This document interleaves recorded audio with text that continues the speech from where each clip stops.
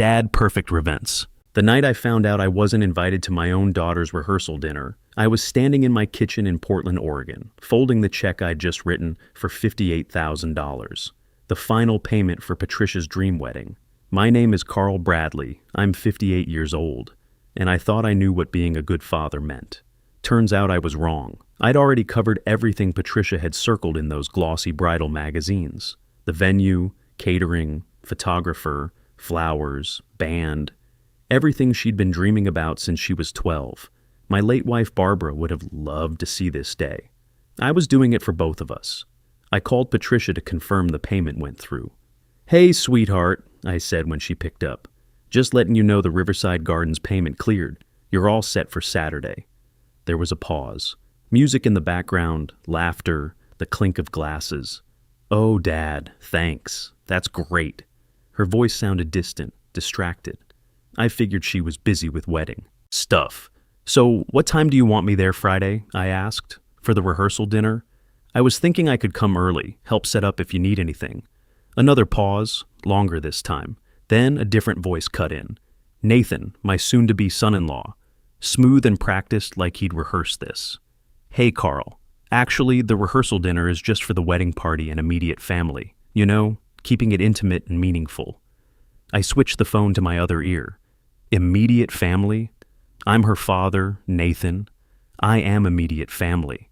Right, he said, using that patient voice people use when they think you're not getting something obvious. But it's really just the people in the ceremony. Patricia's bridesmaids, my groomsmen, our parents who are walking us down the aisle. But I was walking her down the aisle. I was the one giving her away. "I'm walking Patricia down the aisle," I said quietly. "Actually," Nathan said, and I could hear Patricia whispering something in the background. "We decided my dad and her Uncle Larry will do it together. You know, since Barbara isn't here, it feels more balanced that way." The words hit me like a punch to the gut. Uncle Larry? Barbara's brother who lived in Seattle and saw Patricia maybe twice a year. He was walking my daughter down the aisle. Not me. "Patricia," I said, my throat tight. "Is that true?" She came back on the line, her voice small. "Dad, it's just Nathan's family is really traditional, and they thought it would be nice if—" I didn't hear the rest. The phone felt heavy in my hand.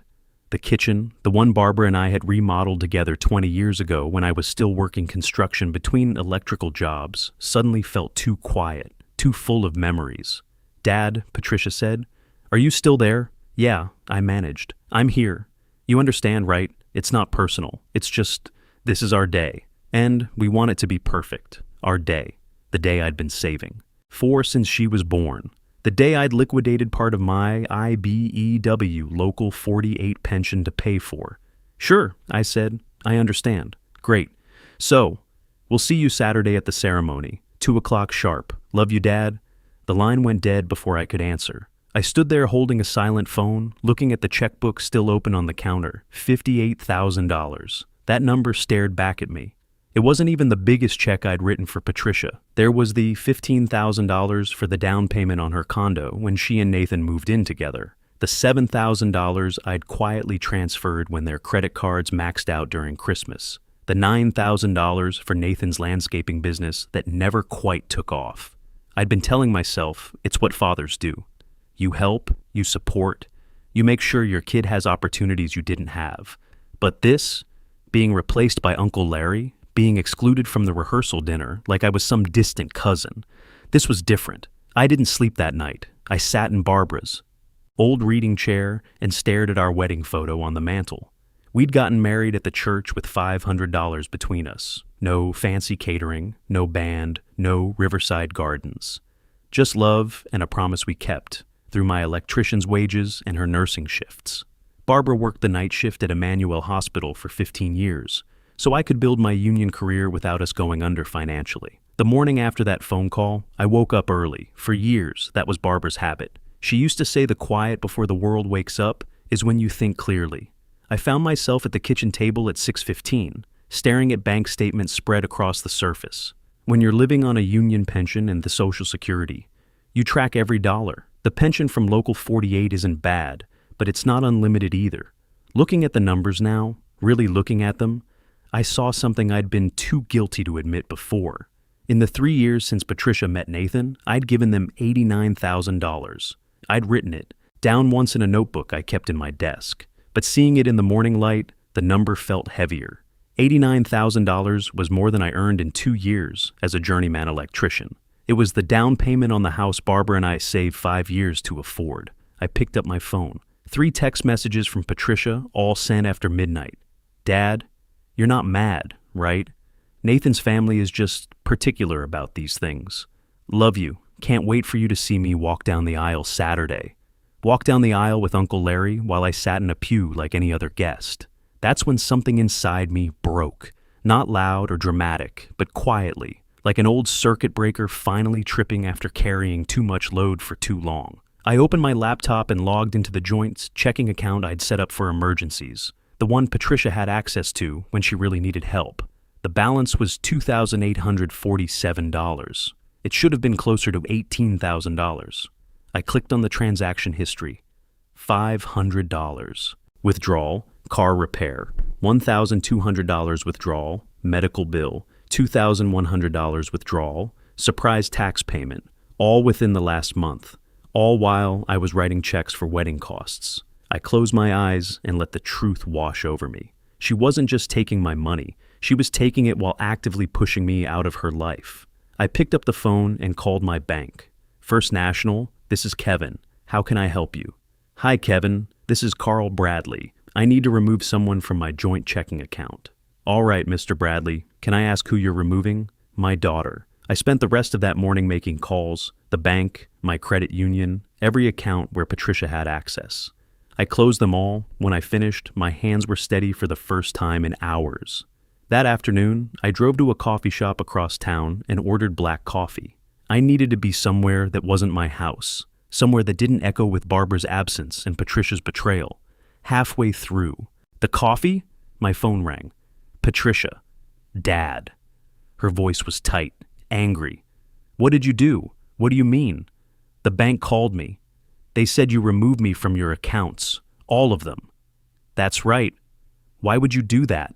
Because I'm not a bank, Patricia. I'm your father. I don't understand what that means. I set the coffee down carefully. It means I'm done being treated like an ATM that happens to love you. That's not fair. We needed that money. Nathan's business is just getting started. So, do I have expenses?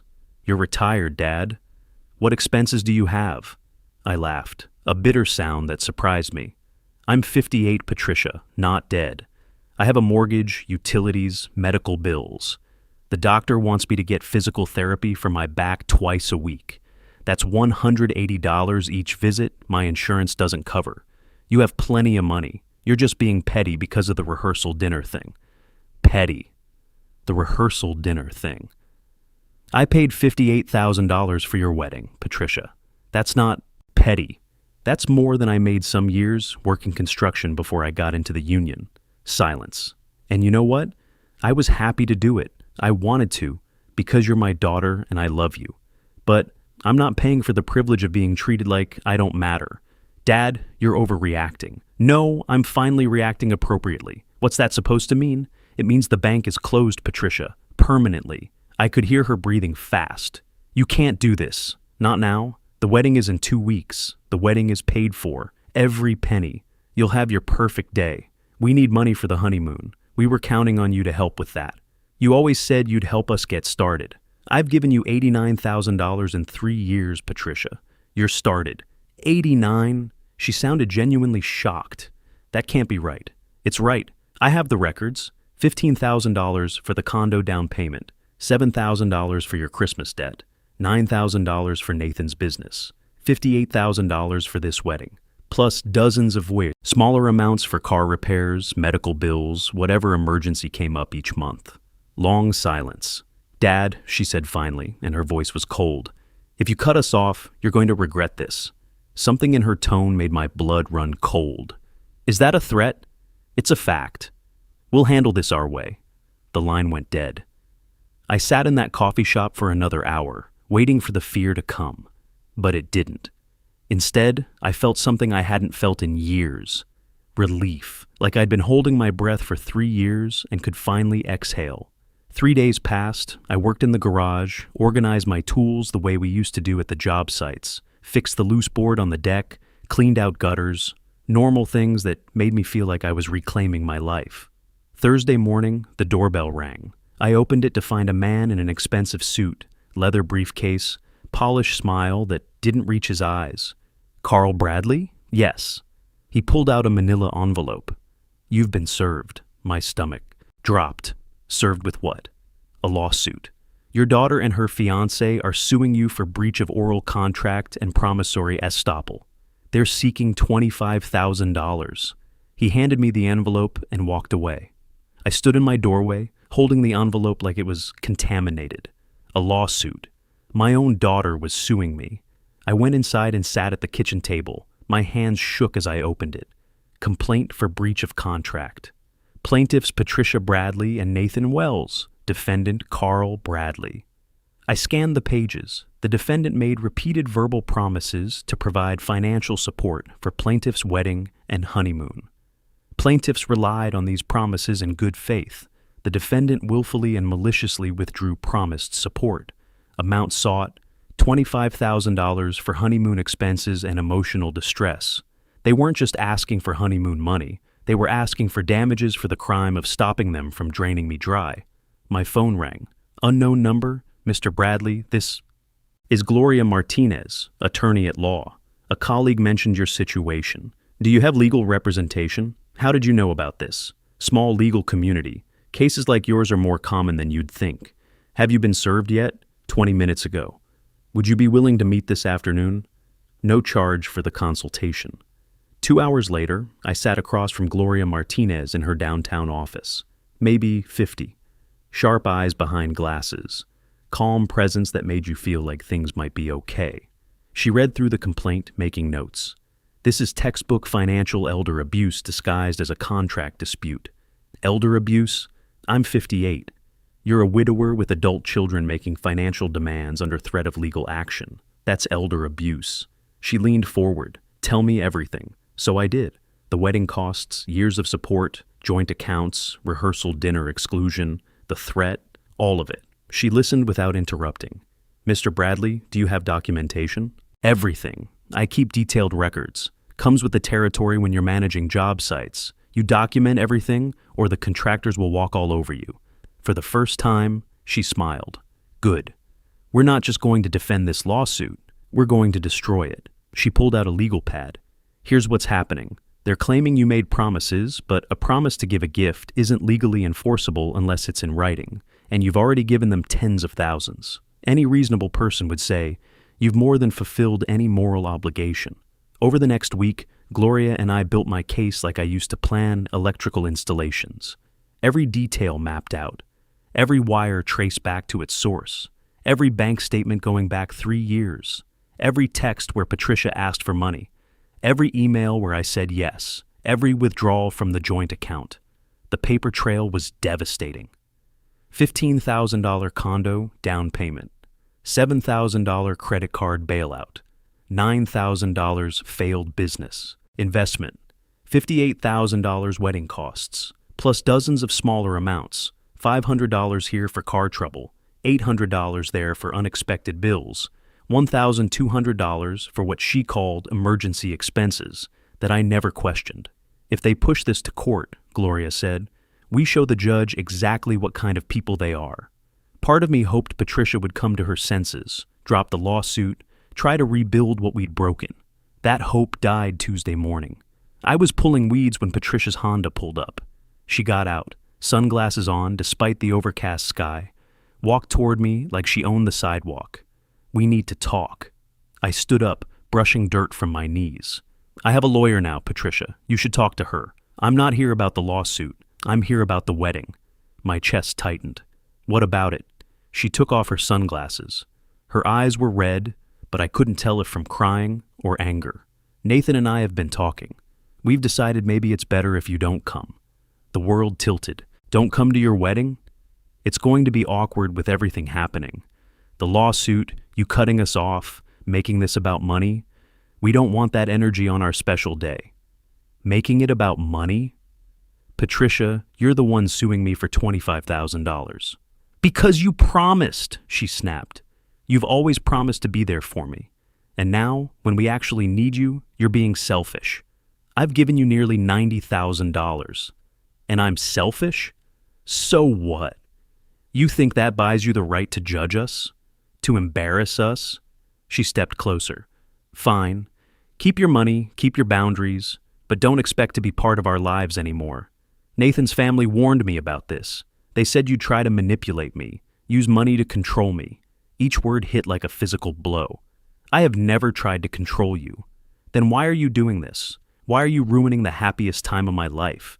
Because I'm your father, not your piggy bank. She stared at me. For just a second I saw something flicker in her eyes. Uncertainty maybe. But it vanished. Don't come to the wedding. I'll have your name removed from the guest list. She turned and walked back to her car. I stood in my garden, watching my daughter drive away, and realized I'd already lost her. Maybe a long time ago.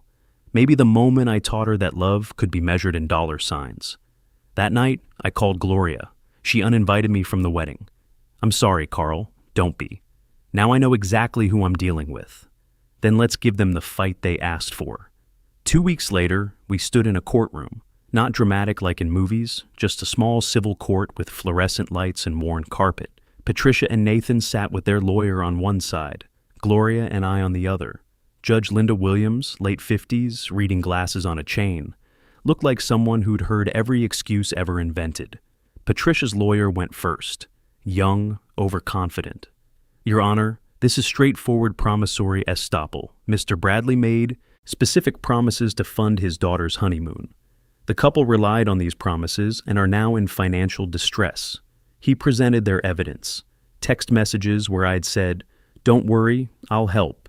Emails where I'd written, "I want you to have the wedding of your dreams," all twisted to look like binding contracts. Then Patricia testified. Pale blue dress, hair pulled back, picture of a wounded daughter. My father has always been my rock. After Mom died, he promised he'd take care of me, that I'd never have to worry. She dabbed her eyes. Nathan and I planned our honeymoon based on Dad's promise. Then, out of nowhere, he cut us off. Said horrible things about Nathan's business. She looked directly at me. I don't understand what happened to my father. Then it was our turn. Gloria stood, calm and precise. Your Honor, the plaintiffs would have this court believe Mr. Bradley is a callous father. Nothing could be further from the truth. She opened our binder. Over 3 years, mister. Bradley has given the plaintiffs $89,000, not lent, given with no expectation of repayment. She walked Judge Williams through the documentation. Every check, every transfer, every time I'd said yes. This is not a man who fails to support his daughter. This is a man who was systematically exploited until he said enough. Then I testified. I told the judge about the rehearsal dinner, about being replaced by Uncle Larry, about the joint account withdrawals, about the threat when I closed the accounts. Your Honor, I worked 35 years as a union electrician, started in construction, worked my way up to journeyman, took early retirement when I hurt my back on a job site. Every dollar I gave my daughter came from money I earned with my hands, money I saved for retirement. I looked at Patricia. I would have given my daughter anything. I did give her everything. But the moment I stopped, she sued me. That's not a daughter seeking support. That's someone who sees me as a resource to be extracted.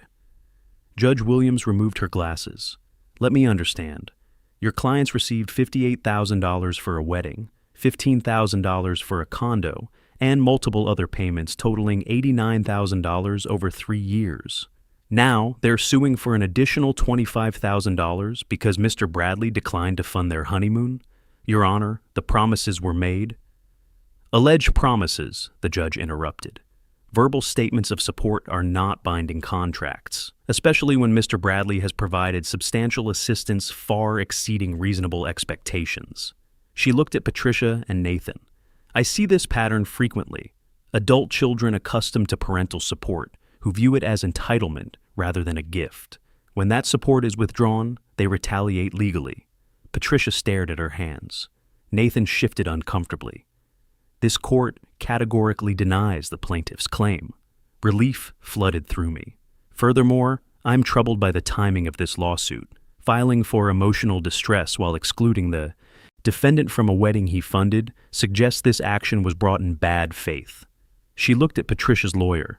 I'm ordering the plaintiffs to pay Mr. Bradley's legal fees, and I'm referring this matter to Adult Protective Services for review as potential financial elder abuse. Patricia's face went white. The gavel came down. In the hallway, Gloria shook my hand. You did it, Carl.